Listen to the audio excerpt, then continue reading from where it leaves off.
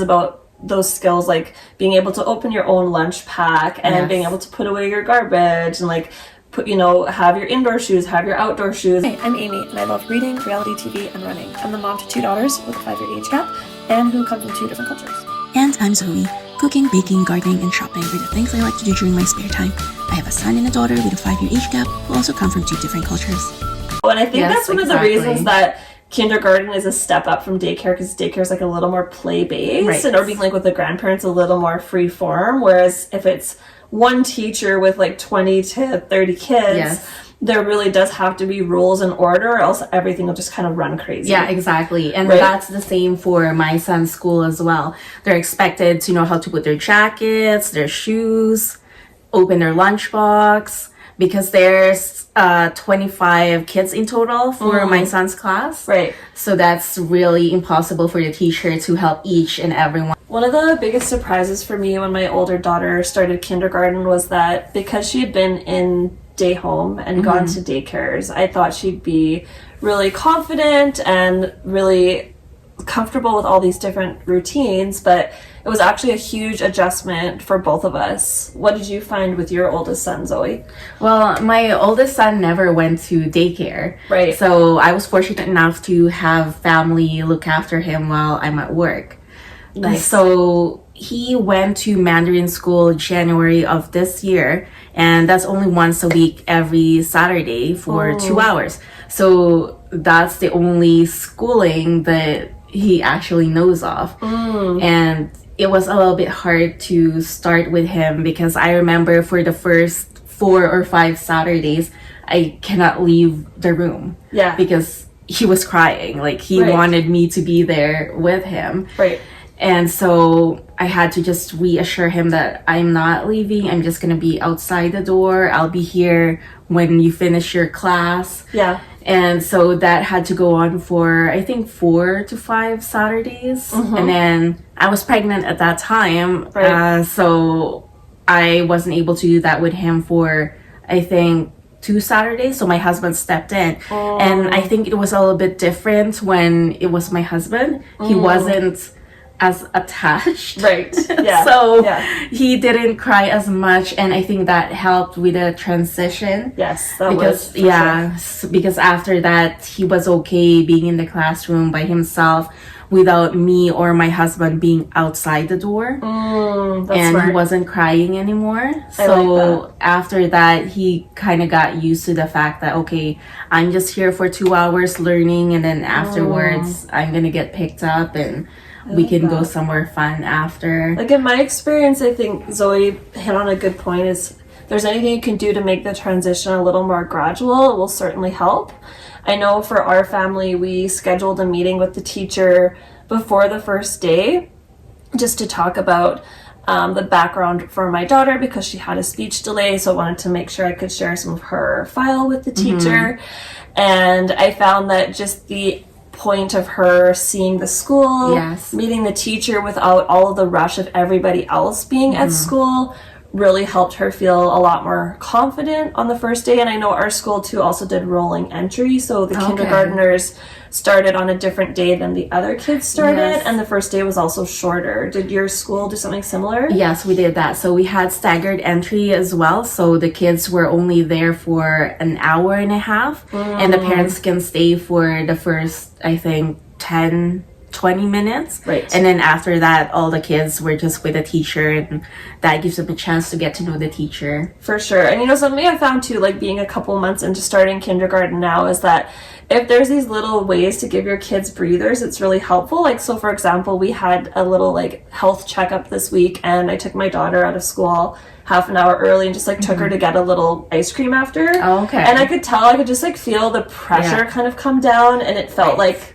a little bit of a circuit breaker from the day-to-day routine. Like, yes, now I'm in school every day, which has been the biggest change. Like, welcome to real life, kids. But but honestly, like, just that they're like, oh, and tomorrow I have school again, and I have school again, and I have school again. But teaching them that there's these little ways to change up your routine and like still make it fun and make it exciting for them. And she's attending PM kinder. She is. I just wanted to be an AM with our friends from the neighborhood.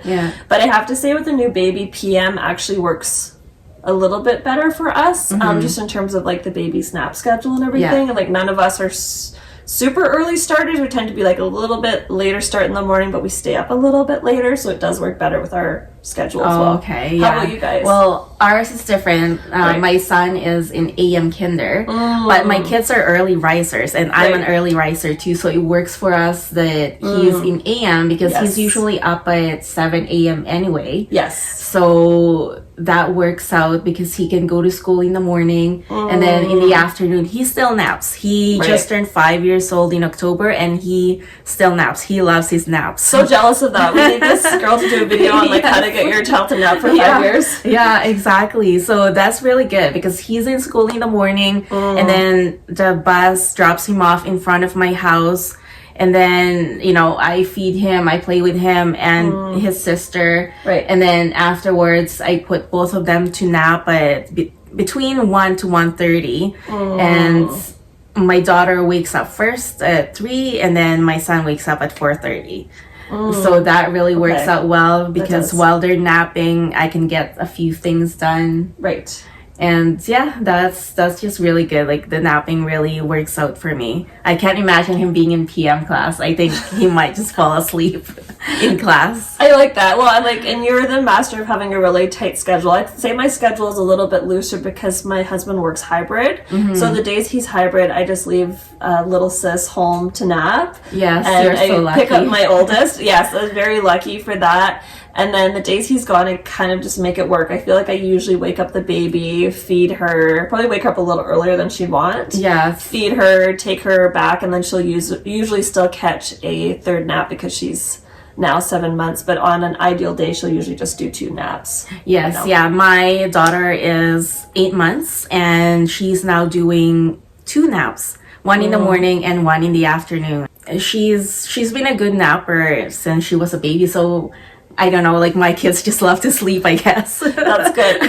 One thing I want to ask you, Zoe, and we've been like exchanging texts on this too, because you grew up in another country and you've noticed like these differences in schooling and just like little routine things, right? Little things you're like, why do they do it this way, or why, you know? Which has been interesting. And I have to admit, like, I didn't really remember what I learned in kindergarten. I just remember playing with my friends and having fun. But when I actually looked it up, like what you can expect your child to learn in kindergarten is learn basic numbers, learn their letters, practice their writing, and colors. So if you're watching this and your child's still like a pre-kinder or even younger, if you're trying to do like some academic time at home, those are some things you can start practicing yourself. I feel like for me at least the transition was pretty smooth. My daughter loves numbers and she likes math, and so I think she can definitely already count higher than 20. I think that's like that's good. That's amazing. Right? But she's working on her writing still. She's still flipping letters. Like she flips S backwards. Certain letters. So I think like that's been our biggest area to work on. And that's the same with my son, because like I've mentioned before, he didn't attend daycare. So he was just home with my mom, and they do write here and there, but it's not as in-depth compared to if your kid goes to daycare. And most of the time they're just playing, which to me was fine. I mean, he's gonna have a little bit of a harder time catching up with all the other kids in kinder, but I'm a firm believer that kids catch up really quick. So for all of you who are worried that your kids are not gonna learn or gonna have a hard time catching up because they didn't go to daycare or day home, it's not really that hard. Like they will catch up in their own time. Like my son knows how to count now and knows how to write his name. His penmanship still definitely needs a lot of work still, just like all the other kindergartners. Amy has mentioned that her daughter still needs help with writing, and that's the same with my son. I actually didn't teach him that much when it comes to writing. Every now and then, like we would write numbers and letters, but not as much because he started getting into a habit of writing on our walls. So there was he did. Yeah, so there was writing all over our wall, different colors and different shapes and whatnot. So you're the queen of the magic eraser. Yes, so I had to do a lot of cleaning of our walls, and so after that I'm just like, okay, you know, after I cleaned all the walls before my daughter arrived, I just put away all the crayons and pens, and I said that, okay, if you want to color or write, you have to let me know, and then we'll do it together. Right. But no more free-for-all coloring. Because Well, he's very creative anyways, right? Yes, yeah. So in that sense, that's his practice, I suppose. Yeah, he knows how to write his name, which surprised me. And then Nice. one day he just knows how to count. They'll surprise And- you, right? Yeah, they'll surprise you, because I mean, I don't, like I said, I don't teach him every single day, but just one day he's just counting 1 to 10 by himself, and he's counting it in French as well. My son is in French immersion, so he's counting in French and doing the ABCs in French as well. Wow. So, and that's only a month and a half after he started school. That's amazing. Yes, so just to all the moms out there, don't be worried, because your kid will catch up. You will be amazed how much they know by just observing what you're doing. Totally. With your kid's school, what are the expectations for kindergartners? Yeah, so one thing that's funny is that we have like tons of different clothes for the kids for being outside. And mostly they're just all standing there like trying to figure out how to pull up their own zipper. And cute. their teacher will really let them try. Yeah. She'll really let them try. But Yeah. it's interesting because I think learning those independent skills is just as important as the actual academic things that you learn. Right. Like it is about those skills, like being able to open your own lunch pack and Yes. being able to put away your garbage and like put, you know, have your indoor shoes, have your outdoor shoes, and like just learning the rules about where things go. And I think Yes, that's one exactly. of the reasons that kindergarten is a step up from daycare, because daycare is like a little more play based, Right. and or being like with the grandparents a little more free form. Whereas if it's one teacher with like 20 to 30 kids, Yes. there really does have to be rules and order, or else everything will just kind of run crazy. Yeah, exactly. And Right. that's the same for my son's school as well. They're expected to know how to put their jackets, their shoes, open their lunchbox, because there's 25 kids in total for my son's class. Right. So that's really impossible for the teacher to help each and every one of them, right? It is. And it's good because it teaches them independent skills. And also, my son would come home sometimes and he feels proud of himself. He'll be like, "Oh, Mom, I can open my lunchbox myself." Aw. Or look, I can put on my jacket myself. Oh, isn't it nice to see those moments? It is. And it's a real big accomplishment for them. So It is. it helps them a lot. It is actually a lot about social skills learning. Right. And life skills learning, right? So like Yes. one thing that came up with my daughter is she came home the other day and said, one of the girls in my class said she's not going to invite me to her birthday party, and her birthday party's not even coming up soon Oh, because geez. we get a list of all the kids' birthdays Yeah. so we can celebrate with them. Oh, okay. But I was like really proud of how she handled it, because she wasn't really teary or anything. And at first I was like, "Is this person even your friend?" And she said, "No, not really." And then I said, "When I was little, I didn't get invited to certain kids' birthday parties as well." And she's like, "Oh, whose birthday party didn't you get invited to?" So I'm just trying to like think back to all my friends minus like the other kids that were in my Yes. class, right? Yes. And once I told her the names, I could tell she felt so much better. And that is a big part of it too, right? When you're in the mix with a bunch of different kids from like different backgrounds in terms Right. of like how they've been brought up from 0 to 5, different cultures, different belief systems. That's real life. It is. And Right. I learned that schools do it differently. She has just mentioned that they're given a list of all the birthdays, and my son's school doesn't do that. But we did get a note from the teacher saying that for every month, all the kids that have birthdays on that month, for example, my son just had his birthday this month in October. So there's one day, which actually is today, Friday, where everybody who's had a birthday in October can bring whatever they want to bring, treats, small knickknacks for the classmates, and then on that day, everyone celebrates with each other.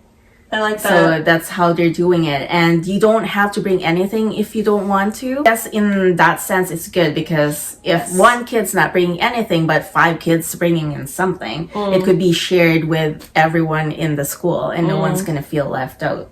I like that. It's very streamlined. My daughter's Yes. teacher has been there for 40 years, and so I feel like her lesson planning has just gotten more and more elaborate over the years, and she has these calendars she follows. Like, there's honestly something to remember almost every day. Like, today is letter M day, but the first month it was like colors or shapes day. Like, wear a piece of clothing that has a triangle on it. Like, Oh my so goodness. she's challenging the parents academically as well.